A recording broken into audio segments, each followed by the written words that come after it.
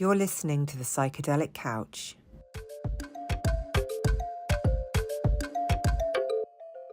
Before we delve into today's episode, which includes conversation around psychedelics, we want to remind our listeners that the use of illicit drugs carries significant risks and legal consequences. Psychedelic substances, including but not limited to LSD, psilocybin, DMT and MDMA, are classified as illegal in many countries, including here in the UK. The possession, distribution and consumption of these substances can result in legal penalties, including fines and imprisonment. Furthermore, the use of psychedelics can have profound effects on one's mental and physical health. While some individuals report positive experiences, such as expanded consciousness and therapeutic benefits, others may experience negative effects, such as anxiety, paranoia, and psychosis. These substances can also interact unpredictably with medications and exacerbate underlying mental health conditions. They are also not suitable for anyone under the age of 25. It's essential to approach the topic of psychedelics with caution and responsibility. The views and experiences shared in this podcast are for informational purposes only and should not be interpreted as encouragement or advocacy for the use of illegal substances. If you or someone you know is struggling with substance abuse, we encourage you to seek support from qualified healthcare professionals or local addiction support services. With that said, let's proceed with today's episode, keeping in mind the importance of informed discussion and harm reduction. Mayan medicine is an integrated system of natural medicine and healing that sprung from the Mayan civilization over 2,500 years ago. The Mayan medical system centers around restoring and maintaining health between the 5 elements of earth, water, fire, wind, and space, and balancing the relationship between the seen and the unseen worlds. Roland has practiced as a Maya healer for 28 years in Mexico and the UK. He trained in the highlands of Chiapas and on completing his apprenticeship opened a clinic in Dar es Salaam, whilst also studying Tibetan Buddhism. He connects the Mayan and the Tibetan worlds of medicine and healing, with emphasis on the use of ceremonies, meditation and shamanic practices used in these traditions.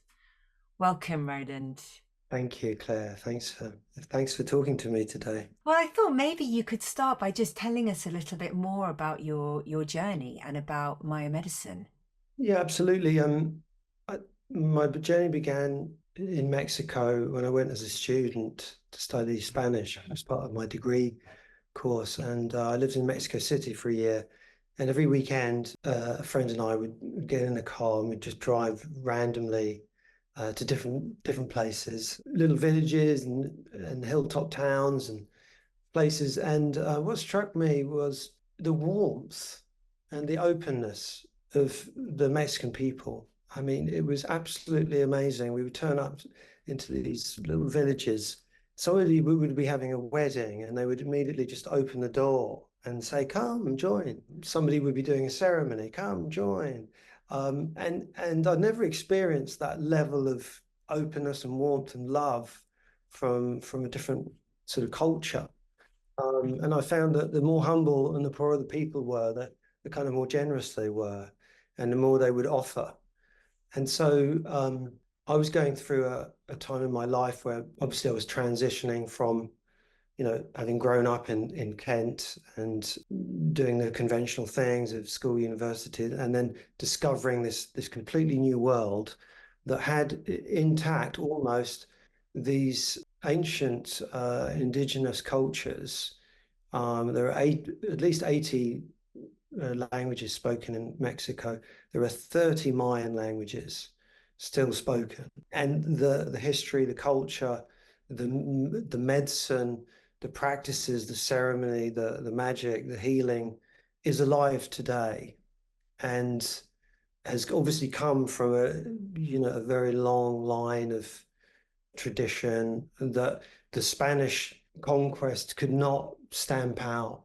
It certainly hybridized a lot of the practices, but that spirit and that tradition and that culture is still very much alive.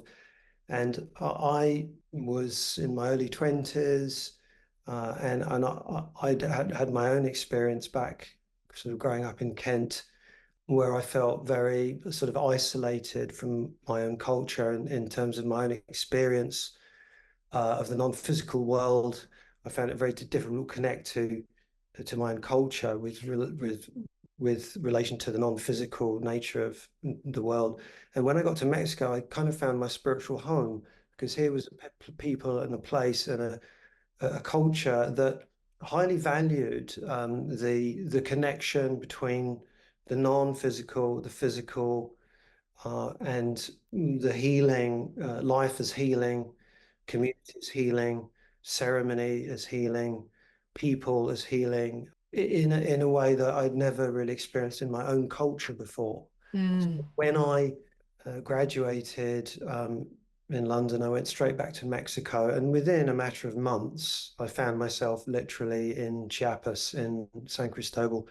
I'd been taken on as an apprentice to a Mayan healer. It just happened literally like that. I just walked in one day to his healing center, and he said, "Oh, you're late."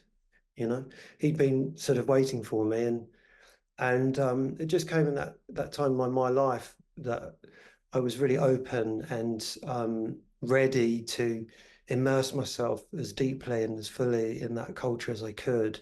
And I stayed with Lauro for about 5 years, running the center with him and attending to the Mayan population and the Mestizo population. And we would run our little center in the hills outside San Cristobal. And we basically had a little wooden house with a little altar space in, and people would come from sort of far and wide. Actually, and started working with Laura and all this energy and light and dark, and trying to navigate the two worlds of the physical and the non-physical, going in to do exorcisms and house blessings, and then treating a lot of patients who were suffering from the ill effects of black magic. It felt very familiar ground, because that is in fact what I've been doing my entire life without realizing it, purifying energies and working with the raw materials of the elements and the energetic worlds that connect us to our ancestors and the spirit world and all sentient beings. All of this energy has to converge somewhere, and it converges in our physical bodies, right? In our dreams, in our visions, in our relationships, in our activities. This world that we live in is a world of energy and color and ceremony, whether we know it or not. And all of these unconscious forces are bubbling up within us from very deep places. And it takes us a long time to understand, who we are, where we're coming from, and why these energies are there, and what is our role in this life. How can we work with these energies to liberate them from a place of pain and woundedness and trauma, and can transform them into a place of kind of wisdom and compassion and loving kindness. Ultimately, that's, for me, the purpose of life, is to transform the raw and the rugged qualities, of suffering and pain into expressions of joy and compassion. There's a way to do it, and we all have to find our own path. This was my path, and in a few words. So there was something then about being in Mexico and having that kind of noetic sense that you were in the right place to be able to unfold what it was in you that you had experienced your whole life under the tutelage of the shaman that you were working with.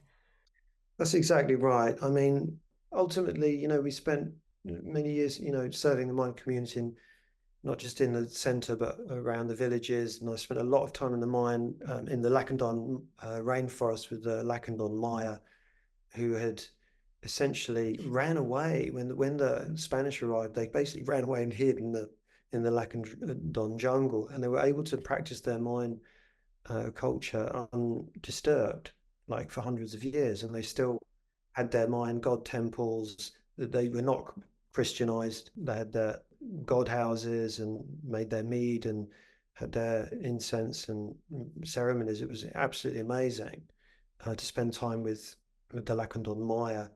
And in fact, they invited me for to heal some of the members of their community, and that's how I got involved with the Lacandon Maya. And again, that was another whole experience of seeing how one could navigate one's way from the physical to the non-physical and back again. When I was thinking about our conversation today, I was thinking about how sweat lodges have grown in popularity. It's, I don't know, a piece that I'd like to know more of. I've never experienced one myself. I regularly use a sauna, probably 4 times a week, and really enjoy that. And it's very much part of my self-care, especially at the end of the day, just having that time to really, I can feel my muscles, the breath, I use the breath to really unfurl. Emotions often come up, you know, it's a very special sacred experience for me, but I know little about sweat lodges, so I'd love you to tell me and the audience more about that, about them and their sort of ceremonial ritual, the intention setting, the importance of community. What's fascinating about sweat lodges is that versions of them exist pretty much everywhere, from the Mesoamerican culture from which we have the Temescal, the North American Indians of the EP or the sweat lodge. About 120 sweat lodges in Ireland in just one small village, still standing, made of stone. I know, but did the Celts Yes, very absolutely. ancient, yeah. We're talking about a primordial practice of heat and steam bathing that I think every culture has its own creation myth, right? And its own story about where the lodge comes from, and or the sauna or the, the heat house. In terms of the Maya sweat lodge, or Temescal, we call it, Mayan civilization came really from older civilizations, the old Toltecs and the old texts. So we're going back, into the sort of mists of time. Pre-classic Maya civilization is anywhere from like 1,000 BC to about the birth of Christ, and then the classic is from naught to about 700. Then the late classic is when the Mayan civilization starts to decline. And certainly the oldest sweat lodges I've seen have been in places like Palenque in Chiapas, where they're built of cut limestone, and in terms of the Mayan tradition, they're part of that. I would say they're like a portal into the underworld. So they're places where people go to really enter the underworld, and for the Mayans, the underworld was a very important place because that's the place that they could talk to their ancestors. So I think the universality of the sweat lodges and the symbolism of it is essentially, I think, the same wherever you go. It's a ceremony that investigates the nature of the play of the elements. So that's earth, that's the ground on which you sit. The earth is your physical body and your bones. The earth is your tradition and your relationships. Then water is the sort of nectar of life, in a way, the energetic flow through which we experience everything. Then fire is the creative spark, the life force energy. Air is the way that we communicate with the world through breathing. And then it all has to happen somewhere, which is space, emptiness, right? So a sweat lodge essentially is an empty space. It's a nothing. It's a space where we can enter into a place where we can come into contact with our maybe true selves and communicate with the energies that are operating deep within us, and the energies operating around us. Some sweat lodges are round. The Mayan ones are rectangle. Some are built under the ground. There are a million different types of how you can build one, the materials, according to the tradition, the culture, and even they vary from sort of village to village. I think everyone would agree that the space of the lodge represents the womb of Mother Earth. I think everyone would agree on that, and that space is a female space, as the womb is a female space, and it's the place of birth, place that birth happens. Yeah, and aren't they often used as a birthing? That a woman will enter with a newborn baby, and then it becomes that almost integration from, being in her body out into the world. Absolutely. I mean, interestingly, so in the Mayan culture, I mean, especially certainly the Highland Maya, a lot of the Mayan Maya have sweat houses in their gardens, and they use them as well for washing and ceremonies and healings, but also for childbirth. So some women even give birth inside the lodge or go into the lodge after to sort of cleanse mother and child after birth. And then that birth lodge becomes very important for the baby. So they have somewhere to come back home to if they get sick later in their life. So the lodge represents the womb of the earth, a place of regeneration and birth, and also death, and transformation. And I think everyone would agree that it's a place of purification, where these elements that I've mentioned come together to create an environment in which the community can open together and heal. So the space itself is a very powerful catalyst in one's healing process, so that the warmth, the moisture, the darkness, that you're sitting on the ground, the contact with the earth, the contact with your fellow humans, the contact with the ancestors and the non-physical beings, the contact with the plants and animal life, the contact with one's spirituality, one's deep sense of search in this life. What are we searching? We're searching for ourselves, right? Yeah, and it's so powerful when you say that, because having spent time talking to these wonderful people, conducting these interviews, I come back each time to this importance of community. And I think about, my work in clinical practice as a psychotherapist, often with couples, but also with individuals, and just this emphasis on the individual. And is that where we're going wrong? There's this epidemic of mental health suffering, mental health conditions. And is that actually more this searching, this longing for reconnection, this longing to know oneself, the longing to know oneself in community, to have that reflected back to us? And I notice as I say that, I get goosebumps that that feels like the piece that's so missing for all of us in the West. I think, what is it, modern man in search of a soul.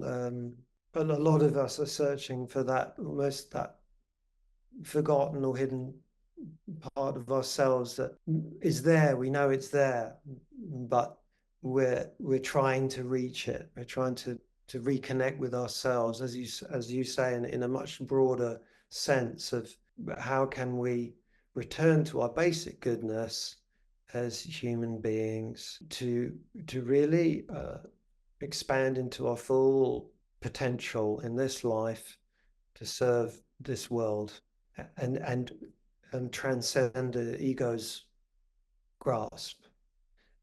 And I think that's the key, isn't it? If we can close the gap and open up the parts of ourselves emotionally, energetically, psychologically, physically, mentally, that are shrouded in kind of fear, whether that's cultural or through our cultural conditioning or our trauma or challenge of stepping into the unknown, uncomfortable, then I think there's a way for us to break free of our fear-based patterns, and our ancestral patterns and our karmic ones, to realize we're here for a very short moment, and that we must use this life, this precious human life, in the best way we can to bring healing to this world and uplift the vibrations, because this world has problems, and is dying, and we need to regenerate and find creative ways of restoring sanity and well-being to this world. And we might have to look within ourselves for the answers. Yeah, perhaps we look there first, and in doing that, nurturing our own garden, it sort of spreads out. Absolutely. I mean, back to the lodge, I think the power of the lodge is also when you go into that darkness, you're going into your own darkness, into your own, I call it the mountain, but the place in you that's not a physical place, but the place within you that is built up of these many lifetimes and many memories and many experiences and layers of emotion and experience that are compacted together. And through the breathing and the warmth and the nurturing female kind of guardianship of the lodge, and the driving force of the heat and the steam and the energy and the help from all the non-physical beings, we're able to separate these layers one by one, breath by breath, begin to open ourselves and realize that all of our defensive layers, they need to be surrendered before we can really open and experience that sense, as you said, of the bigger picture. How can we connect to all sentient beings? How can we transcend the fear of our aloneness, of our pain? And we realize we are all in the same pain. We're all suffering from the same things, and we can all find medicine within that experience, and realize that the traumas and the challenges of life are there for our growth and for our enlightenment. We start, the Tibetans say that we're all born sick. Whether we're manifesting any disease or condition or not, we're all born with imbalances, and life is a process of almost being thrust into our imbalances and then learning how we're going to work with those. And that's what comes out in the lodge. Our elemental constitution is immediately apparent as soon as we walk in, and as I said, all of those layers begin to separate, and the energy drives through us, opening out those Pandora's boxes. Tell me about facilitation, because I'm thinking, as you say, as you walk in, you know instantly. Is that you, the participant, knows, or you, the facilitator, or how much involvement do you, as the facilitator, have in holding that space? Well, I think it's a great question, because again, I think these are very difficult distinctions, because I think it's on one level, Jung talked about the universal unconscious, right? And the fact that at some place in all of our mind is the same information. It's like, if you imagine like the oceanic consciousness, that we all have within us the history of the entire world. Now, how can we transcend our little piece of that and swim down to the bottom of the ocean? And I think that's when you're in the sweat lodge, it's akin to that. You're in an ocean, and you experience the participants' energies as they experience yours in a way of almost it's like a sixth sense. So I can only speak for myself, but I think there's an awareness of the processes that are going on within oneself deeply, but also an awareness of the processes of everyone present, physically and non-physically. So obviously for me, it's sort of second nature in a way, because I've been doing it for so long that I don't really have to think about it. But I can certainly feel what the participants are going through, and gently guide them towards the place that they're trying to get to. So, as we know, we hold our emotions and deep within. When you come into the lodge, they immediately start springing open. Pain, the trauma, the grief, the anger, whatever, the rejection, right? The rejected aspects of ourself are presented to oneself on entry. And then off we go through the rounds, and we see how we get on, how we're going to relate to those parts of ourselves that we don't really want to acknowledge. But through the breathing and the steam and the meditation, the songs, the storytelling, the sharing, the different rituals and practices we do there is a sense of being able to access those parts of ourselves that we really need to access. And going into a very uncomfortable place, we physically, and a place that we can't control, we also have to kind of let go of our own control and go into those very uncomfortable parts of ourselves that sit beneath the defense systems, but they all begin to break open in the lodge. And we have to learn a lot of kindness, I think, a lot of love for ourselves. Like, how am I going to, where do I start? How can I work with this energy? How can I begin to love myself when I don't know how to go about doing that? How can I connect to my basic goodness? How can I see everyone around me as a mirror, reflecting back to me what I'm feeling, what I'm living? The experience that we all have as individuals, I think, is also a collective experience that we're all having. Yeah, that makes a lot of sense. And tell me a little bit about intention setting and then integration afterwards. Is that done again in community or? Yeah, so before we enter the lodge, we always prepare some offerings and conduct a fire ceremony, not just to heap to the rocks, which we call them the ancestors or the grandfathers or the abuelos or the grandmothers.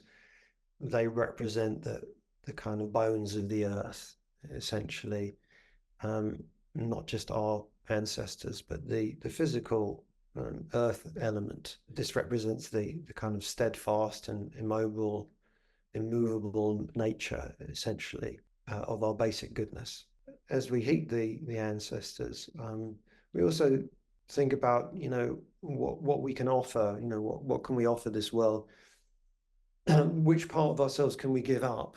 If we want to receive something, we need to make space in ourselves to be able to receive something. So what part of ourselves are we going to give up? So I think the intention setting around the fire is very much trying to connect with the fraudulent, the non-grounded, neurotic, judgmental, shameful aspects of our experience. And we have to be willing to give those up if we're going to be able to receive any medicine, because otherwise everything that will come in will just be contaminated by the poison within, right? So we have to give up something. And I think depending on our moment in our life, the exact time we go into a lodge or a ceremony, we'll all have specific challenges that relate to our journey, right? And so I think at that entry point, we have to try and understand, like, where am I in this moment in my life? What is it I need to give up and to allow for space? What is it I need to cultivate in my life to allow me to reach my full potential? And also, how can I serve the world? How can I help? Setting the intention before we go in is like extremely important, and also to honor the space itself, honor the elements and the goddesses that guard the elements, and the beings of in the six realms, the seven directions. The space, as I said, is there so that we can discover who we are and heal as individuals and communities. So I think the intention setting is very strong and important. And what's very interesting is that when we're in the lodge has its own agenda. And we can go in with one intention that's very clear and strong, and immediately the energy within the lodge says, listen, we're not doing that today. We're going to go over here. So we have to continually like adapt and be spontaneous and relate to the energy on the ground, not what's in our mind. And then post lodge, as I said, all of these layers begin to kind of unfurl and unfold, and we experience a sense of, as we come out of that lodge, of kind of being reborn back into the world with a renewed sense of kind of joy and purpose and inspiration. And then we'll go home, and then that night we'll dream, and maybe that night we will dream of something that happened to us a long time ago that we are still holding. And so the process of integration post lodge, I'd say, takes, maybe weeks, months, years.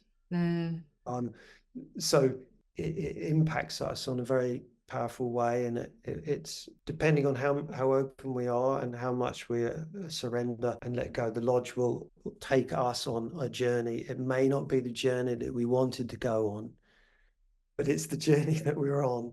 Yeah, the journey that we need, the work that we need to do. Definitely. We think we know what we need, but so much is driven by ego's idea of things rather than what we really need.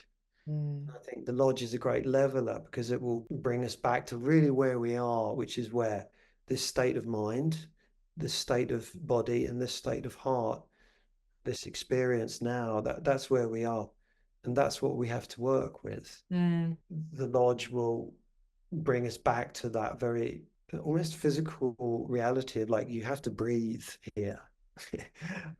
You have to relax. You can't control what will happen. Let yourself go, drop deep beneath the ground and have a conversation with the earth. Listen also. It's about listening. And so certainly in my lodges, there's a lot of quiet space, silence to allow participants to really go into the deepest possible place they can go into, where that rational mind, the monkey mind, is not jumping around trying to dictate the show, but rather we can cut through that and experience what we really feel really happening and what's really important in our lives, because as I said, life is so short and we're always playing catch up with yesterday's emotions or experiences.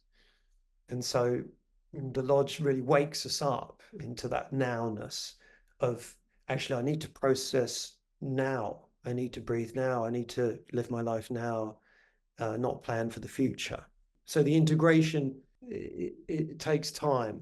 And I always recommend people to come over a period of time to the lodges, because if you could just come to one, then all this energy is thrown up and you kind of don't know what to do with it. But like any practice, it's, if you come regularly, then you can settle down and begin to work with the light and the dark and mum and dad and, your grief and your joy and your wounding, and how you're going to address your life and how you're going to relate to the world. Yeah. It takes time. Absolutely. It takes time, and it takes kind of consideration in the integration, not kind of jumping from one ceremony to the next, but actually allowing what's come up to really settle, to really make meaning and integrate those changes, learnings, and wisdoms, right? Absolutely. I mean, as you know, it's it takes a long time. Like, healing is a long journey. It's really the journey of a lifetime. And in fact, the slower we go, the better, really. That's a nice thing about all these healing practices is slow down, breathe, drop into your body, into your breathing, into your emotional body, into your energetic body. Take your time. I mean, I think we're often in so much of a hurry to want to get well. I want to heal this. I've done with my trauma. I want to move on now and experience something else. But unfortunately, that experience is ongoing. It's like a continuity. Like until we finish with this experience, we're not going to have another one. It'll be the same one going around and around. So if we can expand our our energy space and our kind of working space to allow that experience to grow within us and not judge it, but see, like, sadness is part of life, grief is part of life, trauma is part of life, rebirth is part of life. I always say to people, we have to, we have to break ourselves down many times in life and then rebuild again, break down again. And then certainly in the lodge, we try to strip away all the inauthenticity, all of the masks and the layering, and break ourselves down to sort of basic, just, sitting on the ground and breathing and feeling a sense of dignity and openness and humility and respect and love for ourselves and this world and companions and partners and family members, and realize we're all trying to find the answers. And as you say, just surrendering with the experience that we're having in any given moment, just noticing this is me experiencing deep sadness or grief or whatever it is, not pushing it away, just diving into it, being in it. What one of the ladies that I interviewed, Valentina, talked about, be Shiva having that experience, I am God experiencing the deepest grief. So I'm going to go into it and I'm going to explore all of it in all of its deep suffering. That is part of life. Rather than the tendency we have to push away this, we naturally push away the stuff we don't want, and we want the pleasurable things to bring towards us. But actually, there's something extremely freeing, isn't there, in just sitting in the reality of what is, and just surrendering, letting go of the control, just allowing it to unfold as it's meant to. I mean, absolutely. I mean, there's so much emphasis on our civilization, isn't it? Everything up, right? Everything jacked up, everyone very positive, very up, and it's almost an exaggeration of something very neurotic. And when any healing practice, you have to go down.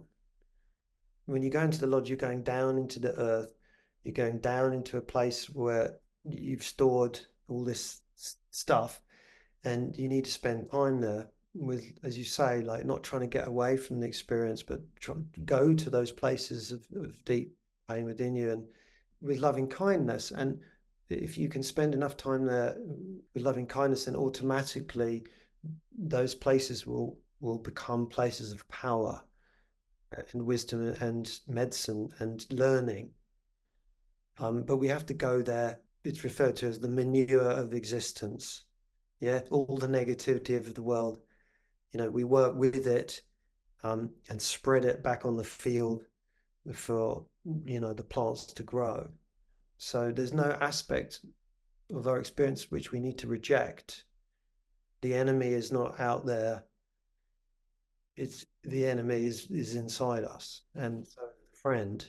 And I think sitting on the ground and making friends with ourselves, we can open to ourselves, open to the world, and begin to work through the kind of the raw and rugged aspects, and the uncomfortable, repressed or buried parts of ourselves that we find so, terrifying.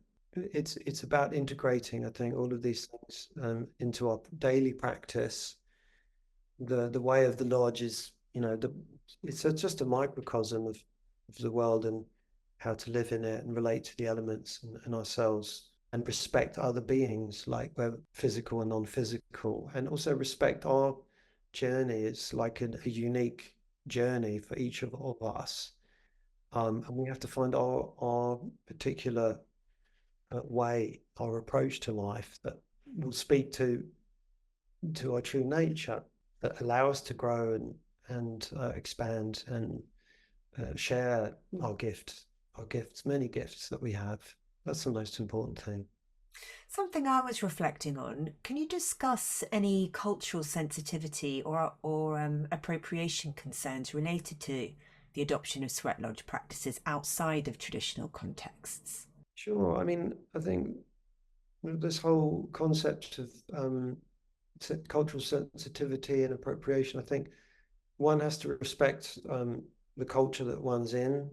One has to respect the culture that one comes from. One has to respect that others may have different cultures, belief systems, traditions. And I think if we're practicing a tradition, then it's very important to make sure that we're very rooted in that tradition and that we have an affinity and an understanding and a sensitivity. I think when we take certain practices out of their tradition and practice them elsewhere, it's important that we do that, I think, with respect to that culture, and also to respect to the new culture that you're introducing that practice into. That belief systems are different, ideologies, how we deal with our emotions, how we speak, how we relate to each other. Authenticity is also very important because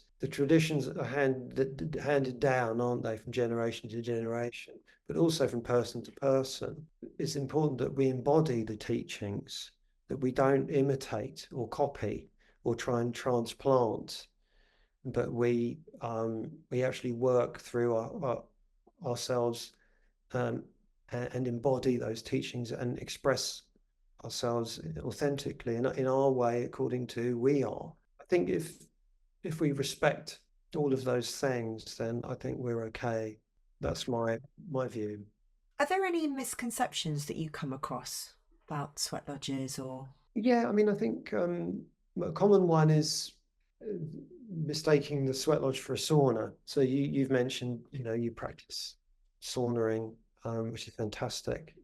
But I think the sweat lodge is a ceremonial purification that works at that sort of energetic, emotional level, and it's also part of a wider culture of, in my case, Maya medicine and healing. So it's important to understand the context of it being a place of, like a sacred place of healing, not just a hot space in which we're going to sweat. That's a common one. I mean, the other one is, I think maybe sometimes people will come thinking they're going to have a great time. The sweat lodge is a difficult place. It's challenging. You need unbending intent sometimes to get through the very thick and heavy emotions, and the heat and the cold of the river or the sea, or whatever we have outside the lodge. And so it's a very challenging place, but to go through that challenge and to come out the other side is so uplifting and rewarding. It can be uplifting, but it can be also very painful because we're forced to go into those places that deep within us that are painful. So, as I said, it's an empty space in which we experience ourselves as we are. I always recommend people like to come for a series and make it a practice, because the first lodge is very difficult for everyone because you're dealing with a physical experience that it's dark, it's very hot, the door's shut, people may feel scared, they maybe have difficulty breathing, the heart is racing, emotions are coming, where there's nothing to cling on to, there's no security, there's no safety blanket within us. So it can be very unnerving and difficult. But after a while, we realize it's okay. It's just sit and breathe. You'll be fine. The door will open and we'll leave. We'll be fine. So I think it's important to know when you come to a sweat lodge, it's not a free ride. It's work. I mean, are there any risks or health conditions that people need to be aware of before attending, or is there, an assessment done? I mean, I would always say, meet the guide, and talk to him or her and discuss where you are, and any medical issues you may have, to see if it's suitable for you to attend. I'd say the three The three most important ones are, pregnancy, that's a no, heart conditions, yeah, and circulatory conditions, or high blood pressure, epilepsy, psychosis. If you've got a history of, mental illness or etc., you have to tread very carefully. I always meet everyone individually first and give them a diagnosis and a kind of session, just consultations, just to ascertain where they are, so that when they come to the lodge, I can really help them direct their practice towards where they need to go. But of course, it's important to go through this process so that everyone is safe in the space. It may be okay if you have certain conditions, but again, you need to speak to the guide and make sure that, if you need to leave at any point, you just say, please, can I leave? And the door's open. So you have to go at your own pace and respect your limits. Is there anything that I haven't asked you which you wish I had? Or that I should? No, I think you've asked me some great questions. I hope I've shed some light on the practice. But I would say, the most important thing is is to find a practice that and a community that you connect to, that you resonate with, that you feel will nurture and support you. Be consistent. Like any practice takes time. The healing takes a long time, and it's a long process. So take your time and surround yourself with good people who will support you in this life and bring you up. Thank you so much. And Roland, just tell people where they can find you if they want to follow your work. It's mayamedicine.co.uk, MAYA medicine.co.uk, and we run a regular lodge down here in Shoreham in Kent every 2 or 3 weeks, and a beautiful farm called Filston Farm. The lodge is next to a river, so we're very, very blessed that we can come out between rounds and jump in the river, cool down, and come back. And then we're in Mexico every April in Oaxaca for a week's retreat with Mario in Cerro Largo. Yeah, and different workshops and retreats through the year. So through the website, people can get in touch. Great. Everyone's welcome. Amazing. Thank you so much, Roland. I really enjoyed talking to you today. And we'll be in touch. Claire, thank you so much. You've been listening to The Psychedelic Couch. For more episodes, please follow me on Spotify, Apple Music, or wherever you get your podcasts, and find me on Instagram at The Psychedelic Couch and at Claire Faulkner Therapy, where I will be keeping you up to date on the latest episodes and information surrounding all things therapy, psychedelics, and expanded states.